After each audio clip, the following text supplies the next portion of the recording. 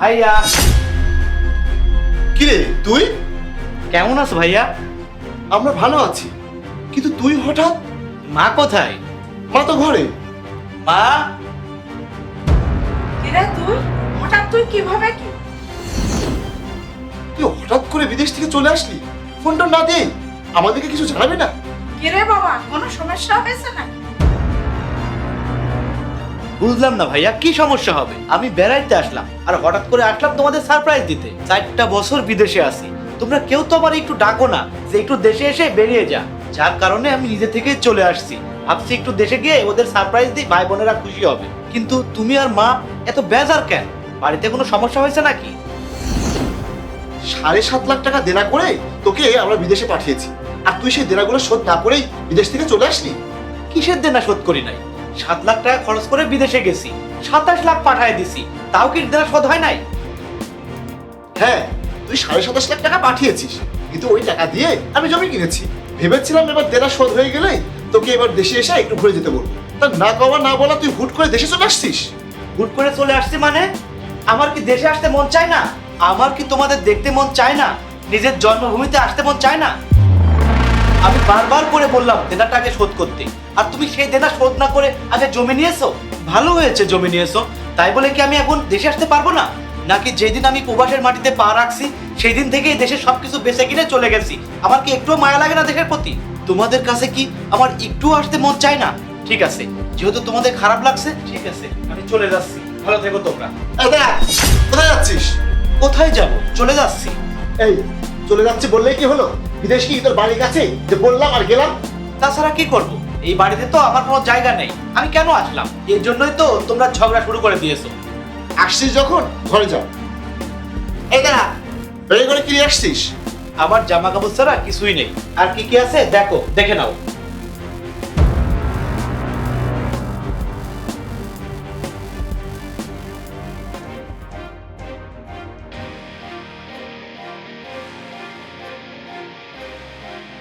দোস্ত, বিদেশ কেমন রে? ভালো, বিদেশ খুব ভালো, খুব সুন্দর, পরিষ্কার পরিচ্ছন্ন। মেয়েগুলো খুব সুন্দর, তাই না? বিদেশ গিয়ে কি আমি বসেছিলাম নাকি মেয়ে দেখতেছিলাম? অনেক পরিশ্রম করতে হয় বিদেশে, মেয়ে দেখার সময় পাইনি রে, তবে শুনছি বিদেশি মেয়েরা অনেক ভালো, দেখতে ধলা আর কি। এই শোন না, তোর কাছে কি কোনো নাম্বার টাম্বার আছে? এই, ও কি এখনো এসব বাদ দেয়নি? মানে শেষরামো, ক্লাস 5-এ থাকতে তুই প্রেম করা শুরু করেছিস, এখনো তো সেই স্বভাব যায়নি? আরে ওটা কি আমার নসিবে ছিল রে? ওইটা তো কবেই চলে গেছে। আচ্ছা মনে কর বিদেশি মেয়ের নাম্বার আমি তোকে দিলাম, তুই কল করবি কিভাবে? দোস্ত, তোর কথা বাদ দে তো। আমরা যে তুই বিদেশে নিয়ে যাওয়ার কথা বলছিলি, তা কি লাইন করে আইছিস? বিদেশ ভালো জায়গা না রে বন্ধু, এসব বিদেশ যাওয়ার চিন্তা ভাবনা তোরা বাদ দে। তুই বিদেশ যাওয়ার পর 2 বছর আগে আমার কথা দিয়েছিলি তুই আমারে বিদেশ নিয়ে যাবি, আমাদের এই দুইজনেরও ব্যবস্থা করে দিবি। অথচ তুই নিজে সেট হয়ে গেছিস, আমাদের কোনো ব্যবস্থাই করলি না। ওরে, বিদেশ কোনো সহজ জায়গা না রে ভাই। বিদেশে যারা 15 লাখ 20 লাখ টাকা খরচ করে যায়, ভালো দেশে যায়, ভালো কোম্পানিতে ঢুকতে পারে, তারাই জীবনে কিছু একটা করতে পারে। কিন্তু মধ্যবিত্ত পরিবারের সন্তানরা ওই দেশে গিয়ে যে পরিমাণ হাড় ভাঙা পরিশ্রম করে, সেই পরিশ্রম করে জীবন শেষ করার কোনো মানেই হয় না। আর তাছাড়া আমি 3 থেকে 4 বছর বিদেশ খাটছি, পরিশ্রম করছি, রাত দিন পরিশ্রম করে আমি টাকা কামাইছি, তাতে কোনো ফায়দা নেই। আমি অনেক হিসাব করে দেখছি, ওই পরিমাণের পরিশ্রম যদি আমি দেশে করতাম তাহলে অনেক ভালো থাকতাম। এই দেশের মায়া ত্যাগ করে, পরিবারের মায়া ত্যাগ করে বিদেশে যাই, খুবই কষ্ট। আসলে এই কষ্ট তোরা সহ্য করতে পারবি না, তাই আমি চাই তোরা যাস না। আমি সেই দেশে আর যাব না, তো তোদের কিভাবে পাঠাবো? আমার মনে হচ্ছে তুই সেখানে গিয়ে কোনো আকাম টাকাম করে আসছিস, সেজন্যই তো তুই ওখানে যেতে রাজি হচ্ছিস না। এই, তোর চরিত্র আর আমার চরিত্র কি সমান?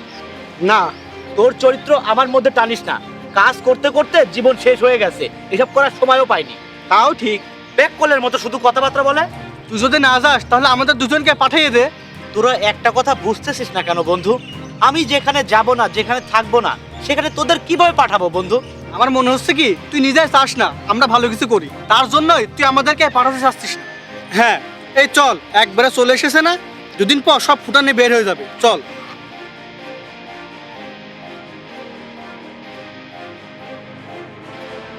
ভাইয়া, কাশেম চাচা বললো 6,50,000 টাকা করে 3 বিঘে জমি দিছে, তাহলে 3 বিঘে জমির দাম তো হয় 19,50,000 টাকা।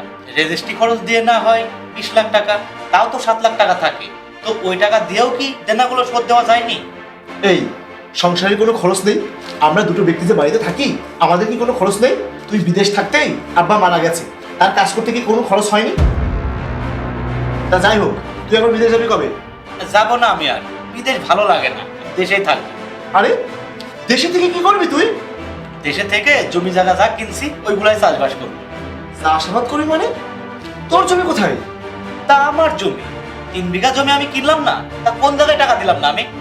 হ্যাঁ, 3 বিঘা জমি কিনেছি ঠিকই, তা আমি চাষাবাদ করছি না, আমি তোকে দিতে পারবো না। ওইসব জমি আমার কাজে লাগছে।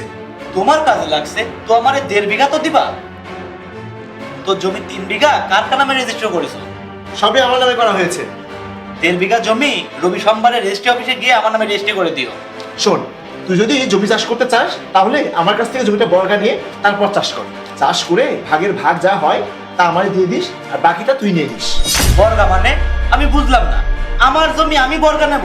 ভাইয়া তুমি ক্লিয়ার করে বলো তো কি বলতে চাও? আরে ক্লিয়ার করে আর কি বলবো, তুই তো ভালোই বুঝতে পারছিস। আমি হাড় ভাঙা পরিশ্রম করে টাকা পাঠাইছি দেশে, 27 লাখ টাকা পাঠাইছি, আর সেই টাকা দিয়ে 3 বিঘা জমি নিয়েছো, বাকি টাকা উধাও করে দিয়েছো। তারপরেও আমি তোমাকে 1.5 বিঘা জমি দিয়ে দিতেছি, ওই জমির মধ্যে তো তোমার একটা টাকাও নেই। আমার জমি আমি চাচ্ছি, সেটাও কি আমারে দিবা না? তোমার কাছ থেকে বর্গা নিয়ে আমাকে চাষ করতে হবে? তা বর্গা নিবি না তো কি করবি? ওই জায়গায় আমি ধান চাষ করছি না, তার একটা খরচ আছে না? বিদেশ গেছি 4 বছর, 3 বছরের মধ্যে তোমার 3 বিঘা জমি নিয়ে দিছি। এই 4 বছর ধরে তুমি জমিগুলা চাষ করছো, কোনো কি পুঁজি বানাওনি তুমি? আচ্ছা বাদ দাও, 2 ভাইয়ের জন্য 3 বিঘা জমি নিয়েছি। আমি বিদেশে ছিলাম, আমার নামে রেজিস্ট্রি করতে পারিনি, তোমার নামে তুমি রেজিস্ট্রি করে রেখেছো। এখন তুমি আমারে অন্তত 1.5 বিঘা তো দিবা। এখন তোমার ওখানে ইনভেস্ট হয়েছে, ওই জমি যদি তুমি আমারে দাও তাহলে তোমার খুব লস হয়ে যাবে, তাই না? কাদের জন্য করলাম আমি এইসব? 27 লাখ টাকা দিয়ে জমি কিনে আমি তোমারে দিয়েছি, আমার কোনো লস হয়নি। আর তোমার থেকে 1.5 বিঘা জমি আমারে বর্গা দিবা, তাই না? আর আমারে যদি একবারে দেয়া দাও তাহলে তোমার লস হয়ে যাবে। প্রবাস থেকে টাকার মেশিন টাকা কামিয়ে কামিয়ে দেশে ফিরে এসে দেখে তার বলতে কেউ নাই। অনেক প্রবাসী আছেন যারা পরিবারের আপনজনদেরকে আপন ভেবে টাকা পাঠান বাংলাদেশে। তারা হয়তোবা ভুলে যায় যে একটা মানুষ যখন প্রবাসী হয়ে যায় তখন তার আপন লোকজনগুলোও লোভী হয়ে যায়। বন্ধু বান্ধব সুবিধা চাই, আত্মীয় স্বজন উপহাস চাই, আর নিজের পরিবারের লোক সবসময় টাকা চায়। প্রবাসে এই টাকার মেশিনগুলো রাত দিন পরিশ্রম করে টাকা কামায়, পরিবারের মানুষের সুখ টাকা দিয়ে কিনে দেয়। আবার দেশে ফিরে এসে দেখে তার নিজের সুখ কেনার জন্যই কোনো টাকা নাই।